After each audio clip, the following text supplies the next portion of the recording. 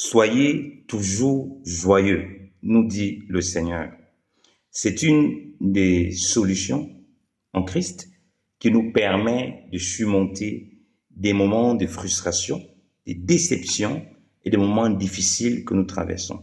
Salut à vous, bien-aimés dans le Seigneur. Nous vous bénissons de la part de Dieu notre Père, par Jésus-Christ, le seul Seigneur, le seul Sauveur, celui qui était, qui revient bientôt. C'est encore moi, votre frère, l'esclave inutile de Christ, Yannick Stéphane, enseignant de la parole de Dieu. Aujourd'hui, j'aimerais nous encourager sur le fait d'être toujours dans la joie. Si le Seigneur demande d'être joyeux, vous connaissez ce passage, dans 1 Thessaloniciens, chapitre 5, verset 16. Il est dit, soyez toujours joyeux. Vous voyez ici que cette joie ne dépend pas des circonstances. Quand Dieu demande d'être toujours joyeux, c'est parce qu'il sait qu'on aura des moments où on aura du mal à être joyeux. C'est parce qu'il sait que la joie ne dépend pas des événements extérieurs, mais ça dépend de l'état dans lequel le cœur est. Si ton cœur est toujours en joie, ben, tu vas toujours être joyeux. Ça ne veut pas dire que tu ne vas pas connaître des moments de difficulté.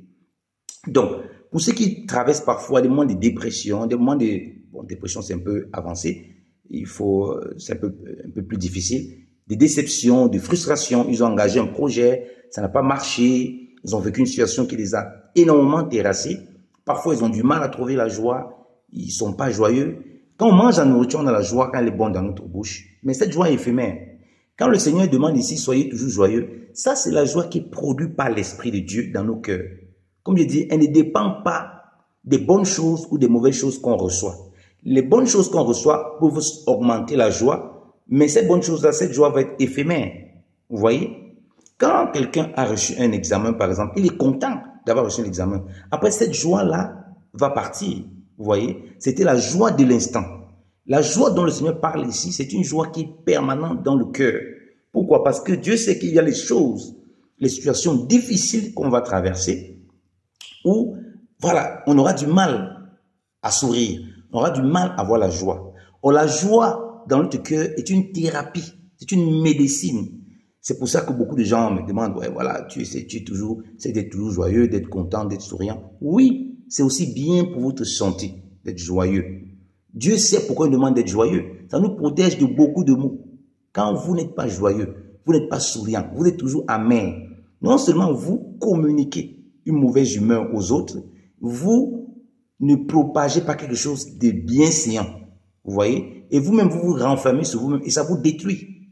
Donc, la joie, là, vous permet de surmonter tous ces moments-là. Donc, pour vous qui me demandez, parfois, pour ceux qui traversent des situations difficiles, je sais, dans votre vie, vous avez peut-être perdu un travail, on vous a peut-être viré de quelque chose, vous n'avez pas peut-être réussi quelque chose dans votre vie. Vous voulez atteindre un objectif, ça n'a pas été, on n'a pas peut-être reconnu votre travail, on vous a jugé très mal, vous estimez qu'on était injuste avec vous.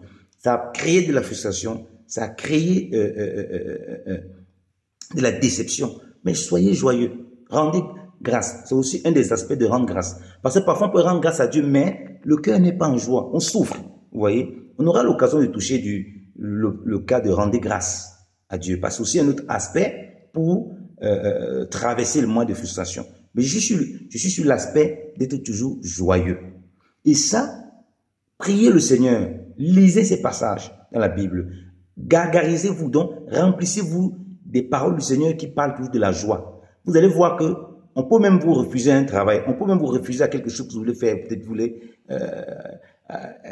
être engagé dans une équipe, dans une équipe de travail, pour ceux qui font du sport, dans un club, pour ceux qui sont à l'école, dans une école, pour ceux qui sont à un travail, dans un poste, tout ça, ça peut créer des frustrations, alors peut-être vous êtes même très compétent. Mais si vous avez la joie du Seigneur dans votre cœur, mais vous levez la tête, vous savez que le Seigneur a toujours quelque chose de meilleur pour vous. Parce que votre cœur est dans la joie et il est dans la paix. Et vous n'avez pas cherché à tricher. Parce que les voies de Dieu sont insondables. S'il nous demande d'être toujours joyeux, c'est parce qu'il sait qu'il y aura des événements malheureux qui parfois ne dépendent pas de nous. Vous voyez? C'est ça qui nous permet de surmonter. Parce que l'ennemi aussi sait nous attaquer. Il va mettre des événements pour que tu sois tout le temps malheureux, tout ça, tout le temps triste, tout ça, tout le temps déchu. Et tu n'es plus en joie. On te voit comme quelqu'un qui est aigri. Donc, il va te piquer là-dessus. Et tu vas baisser dans ta communion avec Dieu. et tu auras du mal à rendre grâce à Dieu. Donc la joie fait partie de ce qui va t'aider à mieux rendre grâce à Dieu et à savoir discerner tout ce qui concourt au bien de ceux qui aiment Dieu.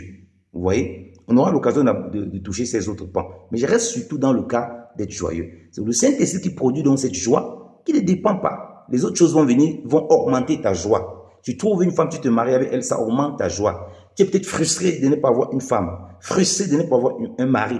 C'est pas grave, sois toujours joyeux. C'est le Seigneur dans la joie. Remplis-toi de sa parole qui te demande d'être joyeux. Et tu vas voir que tu auras la joie dans ces difficultés. Tu es peut-être déçu que ta femme t'a laissé. Ton mari est parti. Les choses ne se passent pas. Tu gères peut-être une équipe. Personne ne t'écoute. Tes enfants ne t'écoutent pas. Il y a plein de choses qui t'amènent la frustration. Vous voyez? Tu gères peut-être des personnes et ils sont difficiles. Si la joie du Seigneur t'habite, tu vas pouvoir le faire avec patience, avec persévérance. Et au lieu qu'on attende que tu t'énerves et que tu démissionnes de ton travail où tu gères ton équipe de travail, où tu gères certaines choses, mais on va te revoir avec le sourire. Avec le sourire, la banane comme ça. Vous savez, il y a des personnes que nous connaissons qui ont expérimenté ça. On a tout fait pour les décourager, pour les faire abandonner. Le lendemain, on les a vus, ils étaient avec la banane comme ça, le sourire. Pas un sourire hypocrite, parce que Dieu, dans leur cœur, Dieu avait mis cette joie. Ils avaient une vraie joie dans le cœur qui se ressentait par ces personnes.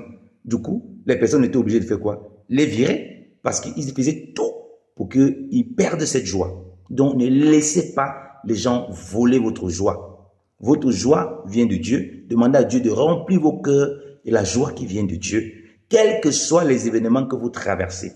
Vous voyez? Et vous allez lever la tête. Après les pleurs, ou bien après la petite frustration qui va arriver, la déception, la tristesse qui va venir, vous allez lever la tête et continuer à être dans la joie, bien-aimé dans le Seigneur. Et je connais un bien-aimé comme ça, il avait été viré dans son travail, après il a pleuré, après il s'est relevé, il a rendu grâce au Seigneur, pris le repas du Seigneur, il a continué à servir. Dieu avait préparé quelque chose de meilleur pour lui. Pour un enfant de Dieu, c'est ça que vous devez comprendre. La seule chose que vous devez faire toujours, c'est de vous examiner si vous n'avez pas fait bien quelque chose dans les événements qui ont été douloureux. Mais c'est tout. Sinon, à part ça, gardez votre joie, que rien ne vous vole ça. Les choses de ce siècle sont éphémères. Même les choses que Dieu vous a promis, ne restez pas dans la frustration. Soyez joyeux. Dieu accomplit toutes choses et fait toutes choses belles en son temps. Gardez-le cela bien. Il a toujours quelque chose de meilleur pour vous.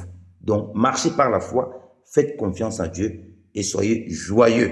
Soyez joyeux. Que la paix de Christ soit avec vous au nom de Jésus-Christ. Amen.